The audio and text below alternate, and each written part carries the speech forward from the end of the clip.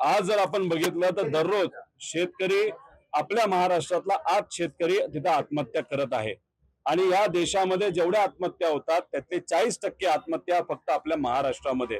महाराष्ट्राला आपण प्रगतशील म्हणतो, पण दुसऱ्या बाजूला जर आमचे शेतकरी आत्महत्या करत असतील आणि त्याच्याकडे पूर्णपणे तुम्ही दुर्लक्ष करत असाल तर हे योग्य नाही.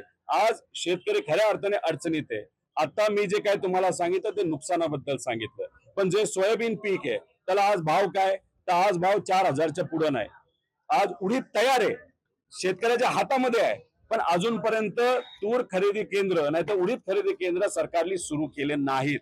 कांद्याच्या बाबतीत तेच उदासीन, कपाशीच्या बाबतीत तसंच. त्यामुळे काय झालंय की एक तर नुकसानामुळे शेतकरी नुकसानात आलेच आहे, पण गेल्या वर्षी जे काही पिकं आहेत त्या पिकाला कुठेही तिथं चांगला भाव न मिळाल्यामुळे आमचा शेतकरी अतिकचा अडचणीत आलेला आहे. मध्य प्रदेशची लाडकी बहीण योजना तुम्ही मान्य करू शकता, स्वीकारू शकता, पण मध्य प्रदेशने काही दिवसांपूर्वी तिथं भावांतर योजना जी आणलेली आहे, जी आमच्या सगळ्यांची मागणी आहे, ती योजना तरी तुम्ही मान्य केली पाहिजे असं आमच्या सगळ्यांची